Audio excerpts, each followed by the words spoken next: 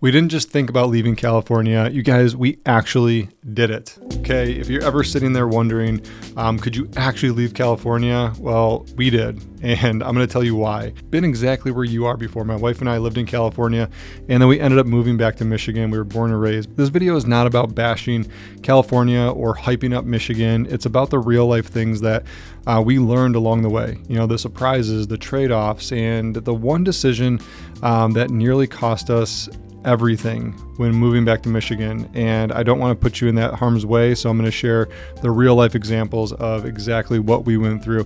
But I'm going to get into all that and more in this video, so let's dive in. Hey, I'm Meldrum, and for me, this move was full circle. You know, I grew up in Michigan, then I chased the California dream. I got a great job. We had great weather. We were newly engaged, and for a while, it was everything that we hoped for.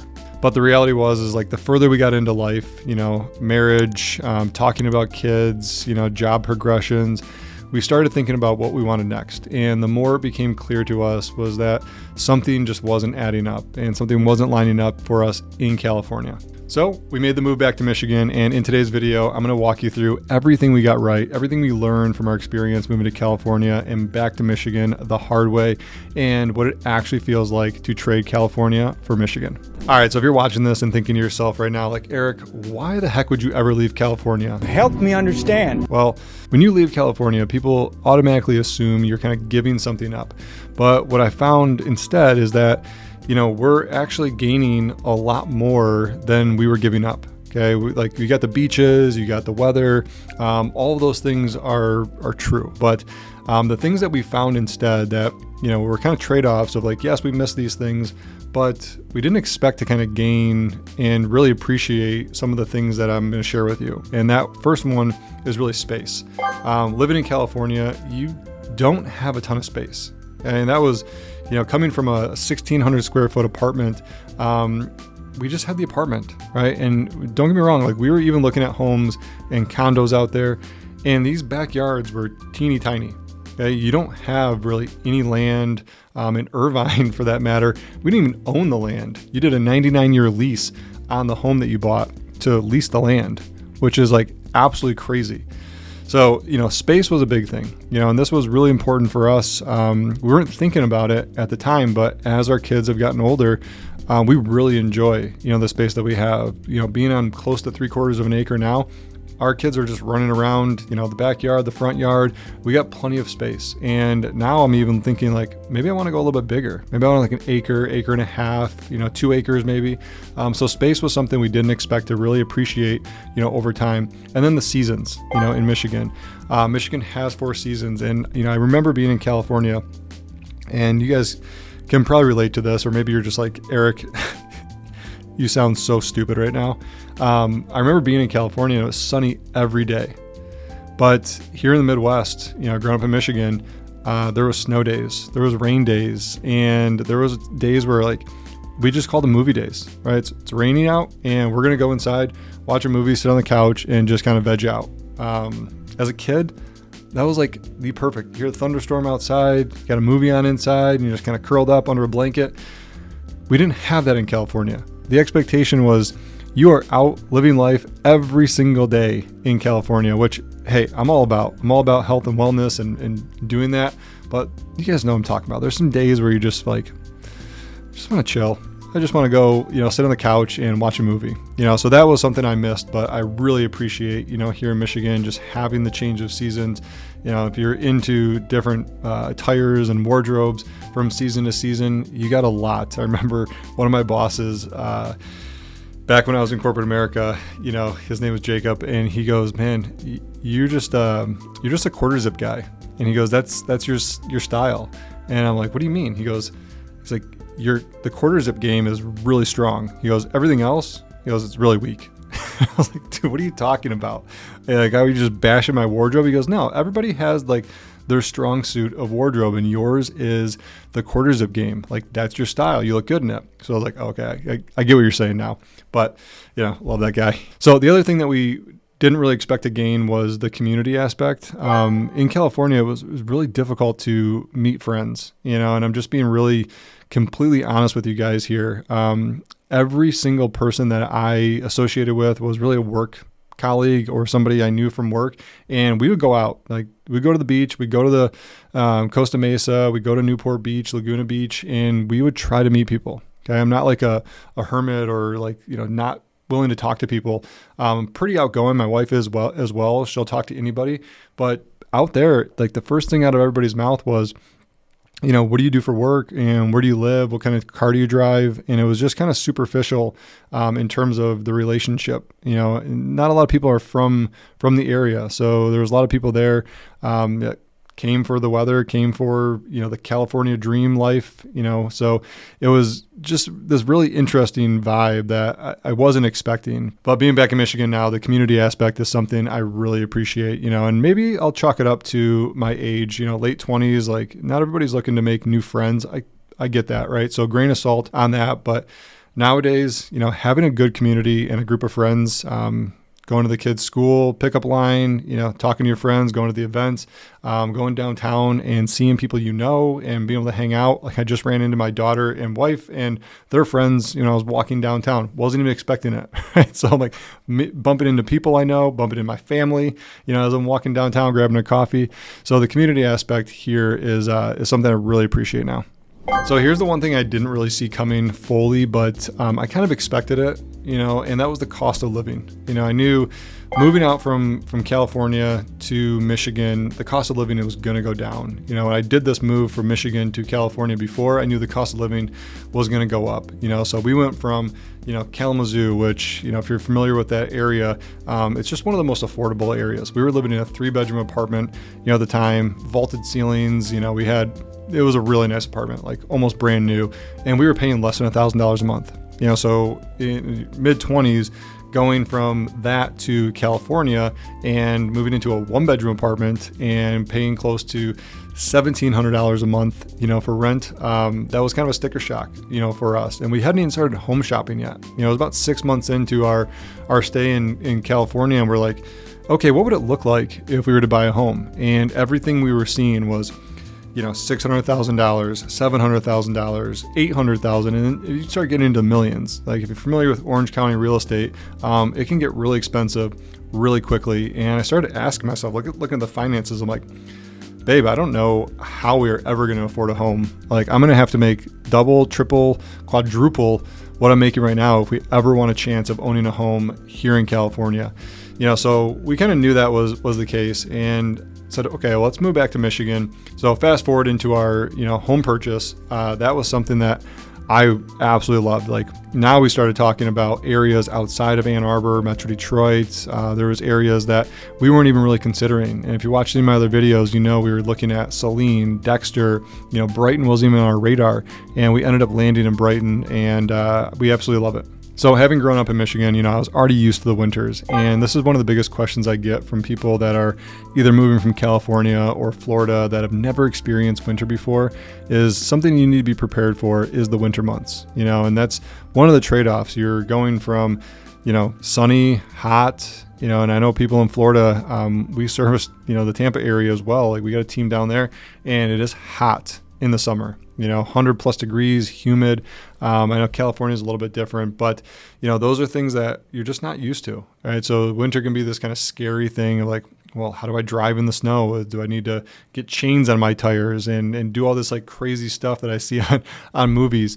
It's not that serious. Winters have been a little bit more mild as of late. Just take your time on the roads, but definitely invest in a good winter jacket, good winter boots, and good winter gloves. Those are going to become essential. You just want to make sure, if you are looking for a home as well, I personally would not buy a home without a garage. That's just me. Now, homes exist without garages in Michigan. Homes, sell all the time without garages, and that's cool.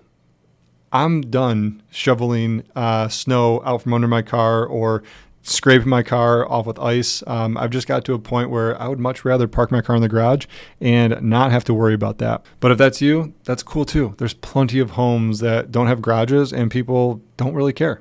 So I want to talk about where we landed and why this matters so much. This part changed everything for us. If you're moving to Michigan from California, the city you choose does matter, but it's the lifestyle that really supports what you're looking for. And if you've heard me say this once, I'm going to say it 100 times, a lifestyle over the home. Okay. Focus on the lifestyle.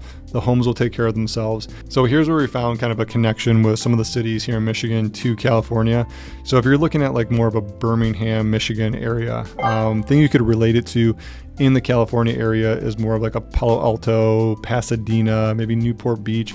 This is going to be your upscale, kind of a fresher breath air in the Midwest. The boutique shops, the walkable downtown, the food scene, is absolutely phenomenal. Upscale dining, upscale shopping. This is where you're going to find the Ferrari dealership, Lambos, parked on the street. So a lot of high-end stuff, in that area.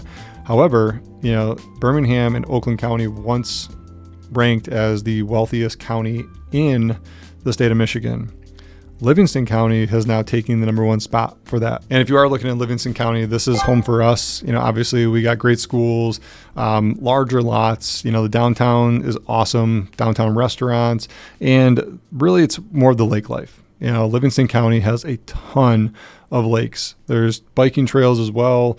People boat, people are just out in nature, around here. And that was one thing, I kind of equated back to like Orange County because people hiked all over the place. That was a real thing. And that's what it feels like here in Livingston County. Everyone's just out and about, and the location wise, you're only about 15 minutes from downtown Ann Arbor and 45 minutes from downtown Detroit. So perfectly located if you are looking for like major cities to be within proximity. So I want to talk about some of the mistakes that I made. And I think this is super important from anybody coming from California to Michigan because I got a couple things totally wrong. It depends on where you're at in your life and, what's important to you right now. For us, when we moved from Kalamazoo to California, we were kind of used to being really close to the office. I didn't want to spend an hour in the car. I heard like horrific things, right? Everybody that I talked to in the office that lived 30 minutes, 40 minutes away, they said, guys, Eric, the 405 is absolutely a nightmare. Like, do not get on the 405 at this time. And I just pictured my life like sitting on that highway, right? I think it's like a 5 or 6 lane highway, just sitting there, just staring at the dashboard and thinking about Brianna at home, just waiting for me to get home. And I'd be in the car for an hour going to work, and I'd be in a car for an hour coming home from work. And I just absolutely like did not want to do that. Right. So for me, that was a priority. Like I'm going to live close to the office. I want a short commute. So that was part of our sacrifice. I did the same thing. We moved from California to Ann Arbor. Now things have totally shifted. Okay. We went through, the pandemic, and work from home became a lot more popular than it has been in the past. Right now that's kind of changing. People are coming back into the office. So that dynamic is changing, but the proximity to office and work from home, this hybrid model, is kind of morphing into like, okay, I don't necessarily have to be in every single day of the week. So maybe I'm okay being outside of the city a little bit, and I'll drive in 2 or 3 days a week. I don't care if it's an hour, right? And I'm sharing based on conversations with you guys as well, on the Zooms that we have. That was what was important for us. And now what I always recommend is planning a scouting trip. Okay, that's getting boots on the ground. Plan a week, right? Or a weekend to come into town and see what that city is all about. Or maybe you have 5 cities that you want to check out. Okay, I recommend there's a checklist for this. You guys will get my relocation checklist. If you want that, just comment down below. I will send it over to you, but it's really simple. Okay. It consists of going to the city, going downtown, having lunch, having breakfast, having dinner, going to the coffee shop, going to the grocery store, driving the neighborhoods in the morning and in the evening when people are coming to work. That way you can kind of see the flow of the city. So that's my best advice to you. Get boots on the ground and check those places out, act as a local. Okay. And this is the more conversations I have with people that have done this. They say, Eric, this is by far the best advice anybody has ever given us. Most people that I talk to just want to show me a house and they want to, get me in for this tour. Like, you guys, hear my heart when I say this. Okay. I'm not here to sell you anything. Okay, I'm here to help you find the ideal lifestyle. Yes, we do sell homes, but I want to make sure that you find the right city and the right community first. then we'll talk about the house. So after being gone from California for going on 10 years now, I can't believe it's been 10 years since we left California. I mean, our daughter's 8 and our other daughter is 6 now. Absolutely mind blowing. They'll be 9 and 7 this summer. Holy crap. I'm like even shocked. This is reality right now. And it feels like just yesterday we were going through all these different things of moving and packing up and doing the cross country, move from California back to Michigan. And it's just nostalgic just talking to you guys about it. But, we've done this, and again, we've made these mistakes. And here's what I'll leave you guys with. Leaving California doesn't have to mean you're losing something. It might finally mean that you're gaining what really matters. And if that sounds like the kind of shift you're craving, I'd love to help you. Book a call with me.